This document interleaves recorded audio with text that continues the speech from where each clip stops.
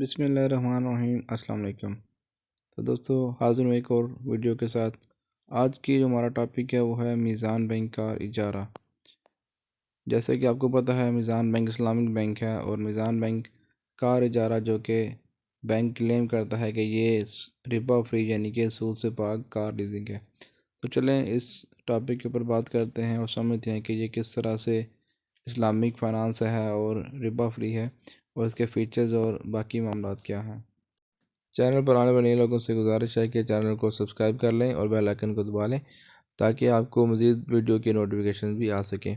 बात हो रही है मीज़ान कार इजारा की। तो मीज़ान बैंक जो कि पाकिस्तान का इस्लामिक बैंक है और पहला इस्लामिक बैंक है, ये इसके साथ साथ पहली जो रिबा फ्री कार फाइनेंसिंग है इसके हवाले से भी मीज़ान बैंक पहले नंबर पर है। अगर हम बात करें मीज़ान कार इजारा की तो बिल्कुल जी मीज़ान बैंक क्लेम करता है कि मीज़ान बैंक जो कार इजारा है वो इंटरेस्ट फ्री है, रिबा फ्री है, सूद से पाक है। अगर हम इसकी लीज़ के बारे में बात करें तो ये बिल्कुल एक रेंटल एग्रीमेंट आपके साथ करते हैं, जो कि बैंक की गाड़ी परचेज़ करता है और कस्टमर को गाड़ी रेंट आउट करता है यानी कि रेंट पे देता है, जो कि इसका टाइम पीरियड 1 साल से 5 साल तक है, जो कि कस्टमर और बैंक के दरमियान एग्रीड जो कॉन्ट्रैक्ट होता है उसके ऊपर किया जाता है।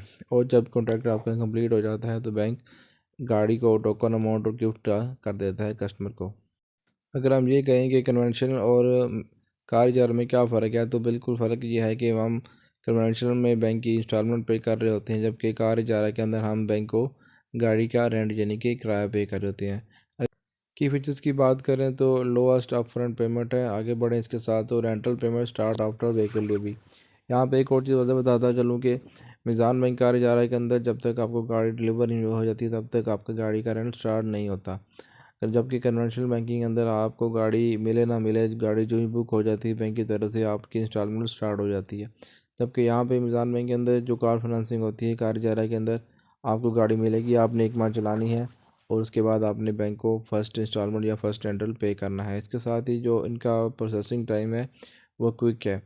बैंक में आपने अपनी दरख्वास्त जमा करानी है और डॉक्यूमेंट कंप्लीट होने के बाद बैंक आपकी जो प्रोसेस है उसको जल्दी से जल्दी करता है, क्योंकि इनके पास ऑनलाइन सिस्टम मौजूद है जो कि आपका केस वगैरह अप्रूवल में आपको जल्दी होती है।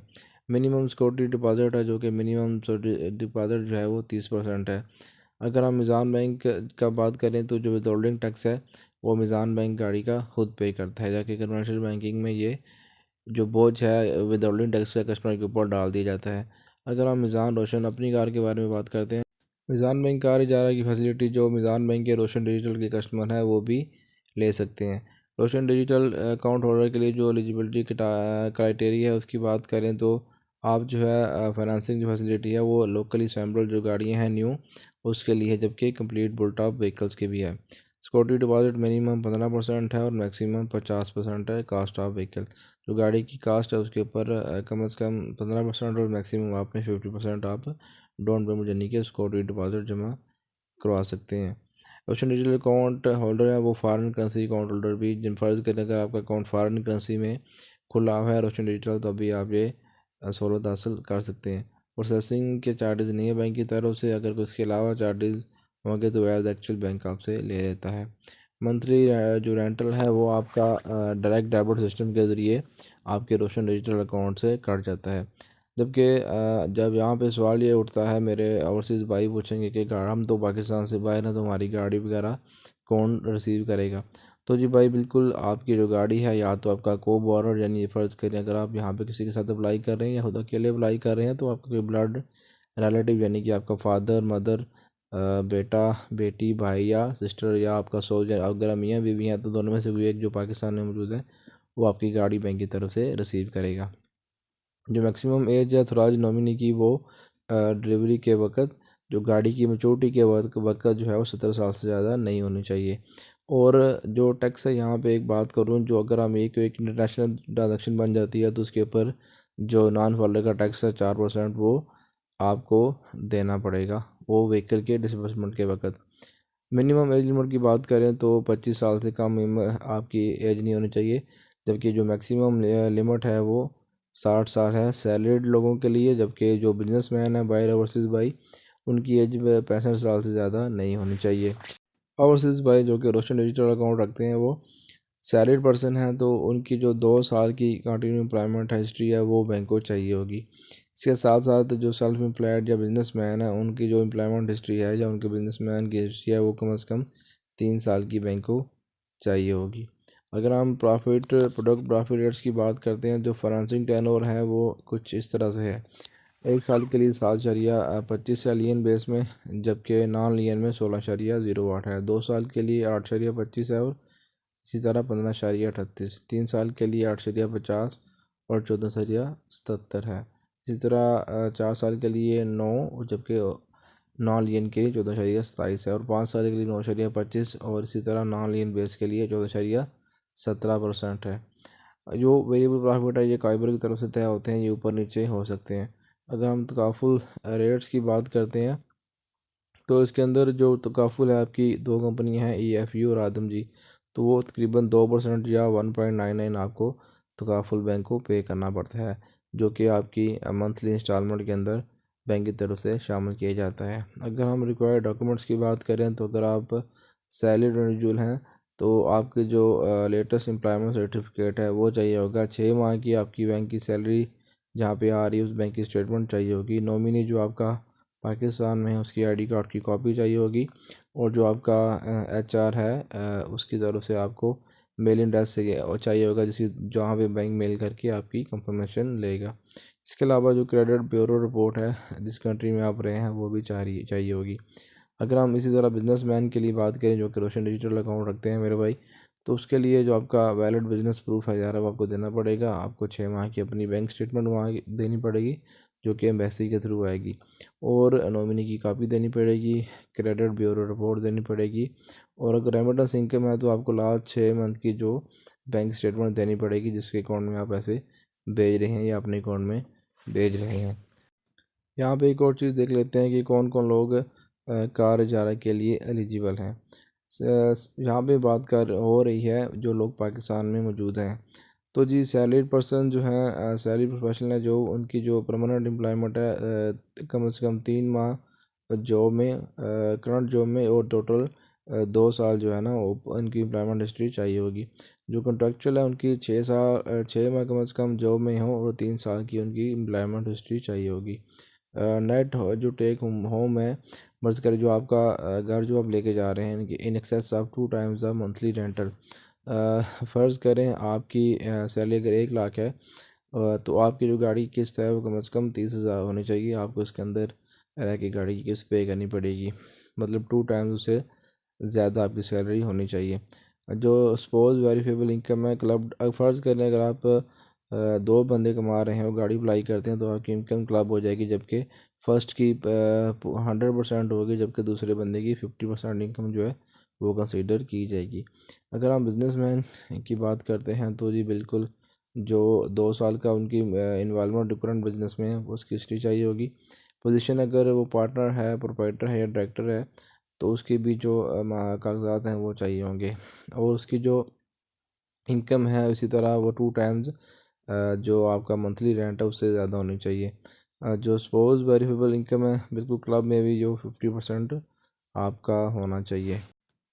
मीज़ान बैंक आपको एक रेजिडुअल वैल्यू इजारा ऑफ़र करता है, जिसके अंदर आपको ये सहूलत दी जाती है कि आप अगर ज़्यादा किस्त अफोर्ड नहीं कर सकते तो आप एक रेजिडुअल वैल्यू लगाते हैं। मतलब आपको एक लमसम अमाउंट जो कि गाड़ी की मैच्योरिटी के वक्त बैंक को देनी पड़ती है। इसके लिए जो आपका मंथली रेंट है वो कम हो जाता है, जबकि ये सहूलत ओवरसीज़ जो हमारे रोशन डिजिटल अकाउंट वाले भाई हैं वो ये सहूलत हासिल नहीं कर सकते। और जो बैंक की तरफ से स्पेशल जो ऑफ़र है न्यू लोकली असेंबल्ड और नॉन कमर्शियल व्हीकल के लिए, उसके लिए जो रेजिडुअल वैल्यू है वो ऑल गाड़ियों के लिए है, जबकि जो पीरियड ऑफ फैसिलिटी है वो 1 साल से 5 साल तक है। जबकि मिनिमम जो डाउन पेमेंट है जो सिक्योरिटी डिपॉजिट है वो आपने 30% करना है। और जबकि जो कार गाड़ी की कीमत है उसका 50%। अगर हम रेजिडुअल वैल्यू की बात करें तो 1 साल से 7 साल के दरमियान एक प्लान बना हुआ है 60% से लेकर 30% तक। अगर हम बात करें केस अप्लीकेशन की, अगर आपने बैंक में आपने कार इजारा का केस अप्लाई करना है तो उसके लिए 2500 चार्जेस हैं, जबकि FED से लेता है तकरीबन 3900 रुपये आपको चार्जेस बैंक को देने पड़ते हैं। इसके अलावा कोई डॉक्यूमेंटेशन चार्जेस होंगे तो वो बैंक आपसे लेगा। जो रेंटल फ्रिक्वेंसी है बिल्कुल जी, अब आपका मंथली रेंट आपके अकाउंट से कटेगा या फिर आपने बैंक को पोस्ट डेटेड चेक देने हैं, यानी कि साइन किए हुए बगैर डेट के या नेक्स्ट डेट के चेक बैंक को पे करने हैं। यहाँ पे एक बात बताता चलूँ कि जो मैक्सिमम लिमिट है कार फाइनेंसिंग के लिए, कार लीजिंग के लिए, वो 3 मिलियन है। ये जो अमाउंट है ये पाकिस्तान की गवर्नमेंट या स्टेट बैंक ने तय की है। यहाँ पे कुछ लोग ये भी सवाल पूछते हैं कि गाड़ी अगर बंदा अपने टाइम पीरियड से पहले ख़त्म कराना चाहता है तो बिल्कुल जी करवा सकता है, इसमें कोई कबाहत नहीं है। आप बैंक से जो एग्रीड आपका प्लान है उसके तहत आप गाड़ी को टाइम से पहले ख़त्म करवा सकते हैं।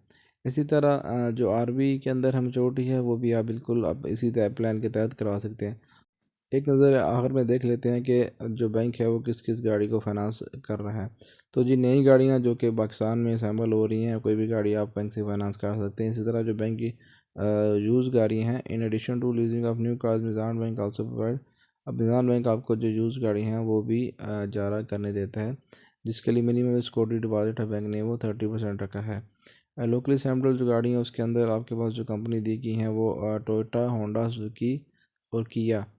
ये जो है ये रोशन डिजिटल अकाउंट होल्डर के लिए आपको बैंक की तरफ से ऑफ़र की जाती हैं। यूज़ गाड़ी के अंदर यूज़ यानी कि जो पुरानी गाड़ी हैं वो भी आप बैंक से फाइनेंस करा सकते हैं, जिसके लिए जो मिनिमम सिक्योरिटी डिपॉजिट या डाउन पेमेंट है वो 30% है। तो जी मिज़ान बैंक की वेबसाइट के ऊपर मिज़ान बैंक का जो फतवा है कार इजारा का वो भी अवेलेबल है, आप इसके ऊपर नज़रसानी कर सकते हैं। और how to get a car through car इजारा। तो जी अगर आप मिज़ान बैंक से कार इजारा के थ्रू कार लेना चाहते हैं तो आपने जो ब्रांच है उसके अंदर आपने जाके अप्लाई करना है। जो डॉक्यूमेंटेशन होगी आपको ब्रांच की जानब से दी जाएगी। रिक्वायर्ड डॉक्यूमेंट्स की बात करें तो इसके अंदर जो एप्लीकेशन फॉर्म है वो आपने फिल करना है। Copy of recent pay slip, आपने अपनी पे स्लिप देनी है। रिसेंट या सर्टिफिकेट देना है जो कि सैलरीड पर्सन है। आपने अपने बिजनेस का, अगर आप बिजनेसमैन है तो अगर आपने अपने बिजनेसमैन का प्रूफ देना है, बिजनेस का प्रूफ देना है, प्रोप्राइटरशिप का प्रूफ देना है, एनटीएन है तो एनटीएन देना है। और अगर आप पार्टनरशिप वगैरह हैं तो उसके जो लेटर वगैरह हैं एसोसिएशन के वो अपने बैंक को देने हैं। इसी तरह जो आपकी बैंक स्टेटमेंट है वो कम से कम 6 माह की लगेगी और एक रिसेंट फ़ोटोग्राफ, आपका पासपोर्ट साइज़ फ़ोटो लगेगा। और आपका जो स्पेसिमन सिग्नेचर है एक बैंक के फॉर्मेट के अंदर वो बैंक को चाहिए होगा।